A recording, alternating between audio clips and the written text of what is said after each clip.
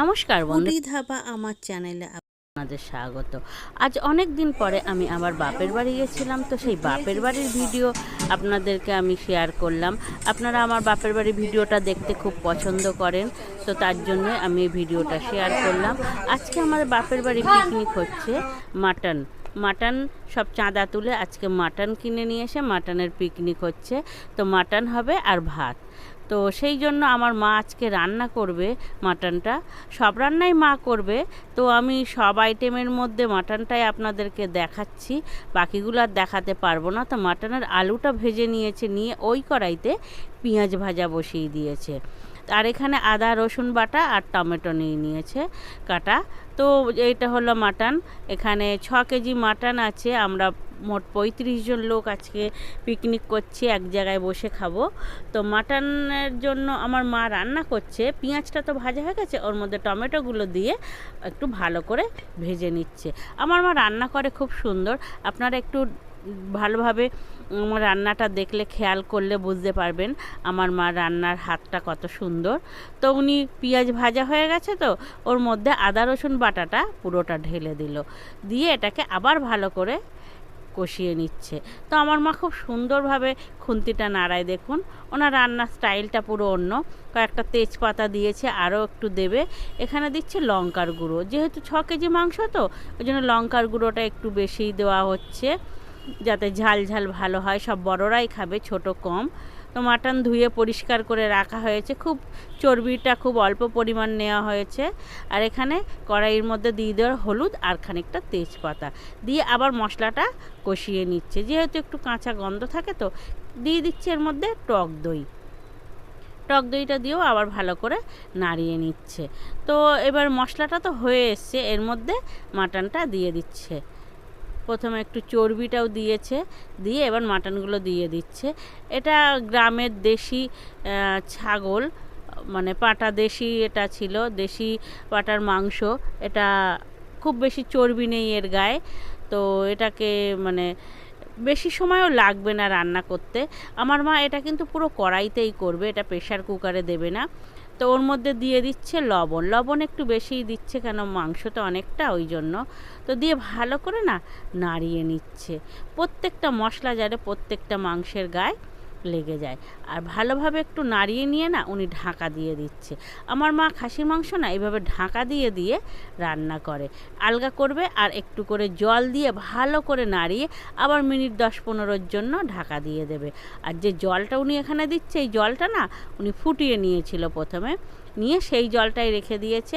5-10 minute অন্তর অন্তর আলগা করবে ঢাকনাটা, আর ওর মধ্যে জল দিয়ে দেবে, দিয়ে নাড়িয়ে চাড়িয়ে ওটাকে আবার ফোটাতে দেবে। দেখুন মাংসগুলো কত সুন্দর গোল গোল হয়ে আছে। তো আবার ঢাকা দিয়ে রেখে দিয়েছিল, ঢাকনা খুলে নাড়িয়ে নিয়েছে, জল কমে এসছে, এতে আবার জল দিয়ে উনি বসিয়ে দিচ্ছে ঢাকনা দিয়ে। তো এইভাবে মা বেশ 5-6 বার এইভাবে করবে। করার পরে দেখুন মাংসর কালারটা কত সুন্দর হয়ে এসছে। মাংসগুলো মোটামুটি বেশ ভালোই হয়ে এসছে, দেখুন নরম হয়ে এসছে, কেন মাংসগুলো না ছোট হয়ে এসছে। এবার আস্তে আস্তে কড়াইয়ের নিচেই না আটকিয়ে যাচ্ছে মাংসটা, তার মানে হয়ে আসছে আস্তে আস্তে। তো ওই জন্য না একটু বারবার নাড়িয়েও নিতে হচ্ছে। আর বড় ওভেনে তো একটু মানে আটকে যাওয়ার সম্ভাবনাও থাকে। আরও টক দই দেওয়া আছে। তো ভালোভাবে এটাকে নাড়িয়ে নাড়িয়ে নিচ্ছে, নিয়ে এইভাবে আবার এবারে একটু বেশি সময়ের জন্যই ঢাকা দিয়ে রাখছে। গ্যাসটা কিন্তু কমিয়ে, একদম পুরোপুরি মাংস হয়ে এসছে। দেখুন সিদ্ধ হয়ে গেছে কত সুন্দর, মাংসর পুরো কালার চেঞ্জ হয়ে এসছে, কালো হয়ে এসছে মাংসটা। তো খাসির মাংস না একটু কালো কালোই ভালো লাগে খেতে। আপনাদেরকে একটা দেখাচ্ছে খুন্তি দিয়ে কেটে, দেখুন মাংস কত সুন্দর সিদ্ধ হয়ে গেছে কড়াইতেই। এটা কিন্তু আর প্রেশার কুকারে দেবে না, এটা এইভাবেই কড়াইতেই ফুটিয়ে নেবে। আর কড়াইয়ের মাংস না টেস্ট খুব সুন্দর হয়, প্রেশার কুকারের থেকেও বেশি সুন্দর হয়। তো আমার মা এই যে রান্না করছে আজকে, মাংস হয়ে এসছে দেখে ওর মধ্যে আলুগুলো ভেজে রেখেছিল, তো সেটা ওর মধ্যে দিয়ে দিচ্ছে, দিয়ে না ভালো করে নাড়িয়ে নিচ্ছে। যেহেতু মাংস তো প্রায় 80% সিদ্ধ হয়ে গেছে, তো এবার নাড়িয়ে নিয়ে এর মধ্যে জল দিয়ে দেবে।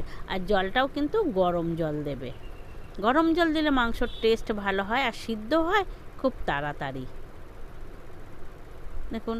তো বন্ধুরা, আপনারা আমার বাপের বাড়ির ভিডিও খুব ভালোবাসেন, ওই জন্য আমি এটা শেয়ার করলাম আপনাদেরকে ভিডিওটা। এবার গরম জল ওর মধ্যে দিয়ে দিচ্ছে।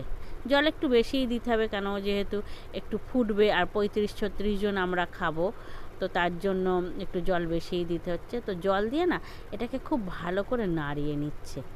তো এবার ফোটার অপেক্ষা। দেখুন ফুটে এসছে, খুব ভালোভাবেই ফুটছে। তো আমার মা না একটু বারবার নাড়িয়ে দেয় যাতে নিচে আটকে না যায় আর প্রত্যেকটা মাংস যাতে ভালোভাবে সিদ্ধ হয়, ওই জন্য না উনি নাড়িয়ে দিচ্ছে বারবার একটু করে।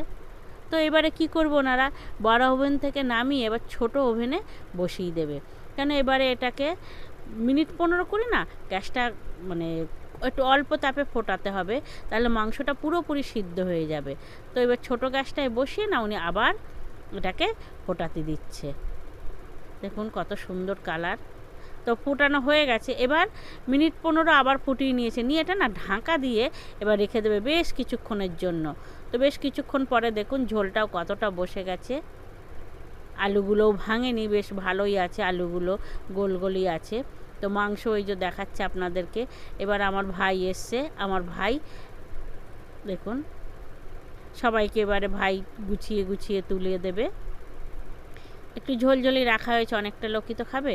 তো বন্ধুরা, এইভাবে আপনারাও বাড়িতে রান্না করবেন। আর আমার মায়ের রান্নাটা কেমন হয়েছে কমেন্টে অবশ্যই জানাবেন। আমরা এক ফ্যামিলিতেই থাকি সবাই, আর আমার কাকা টাকা মিলিয়ে আমরা 30 জন 35 জন এক বাড়িতেই থাকি আমরা। আর সেটাই আজকে আমাদের খাওয়া দাওয়া হচ্ছে। তো আমার ছোট ভাই এখানে ও মাংসগুলো সবাইকে বাটিতে তুলে তুলে দেওয়া হচ্ছে। যেহেতু এটা পিকনিক, চাঁদা তুলেই হয়েছে, এক বাড়িতে থাকলেও না আমরা এইভাবে আনন্দ করে খাই। তো চাঁদা তুলে হয়েছে বলে সবাইকে তো সমানই ভাগ করতে হবে না, তো সবাই মিলে ভাগ করে আমাদের বাড়িতে সবাই আমরা খেতে বসে গেছি। আমার 2 ভাইয়ের বউ সবাইকে পরিবেশন করছে। গ্রামের মধ্যে না এখনও এইটুকুনি ভালোবাসা আছে, তো তার জন্যই আমরা সবাই এক বাড়িতে থাকতে পারছি এবং এক জায়গায় বসে খেতে পাচ্ছি।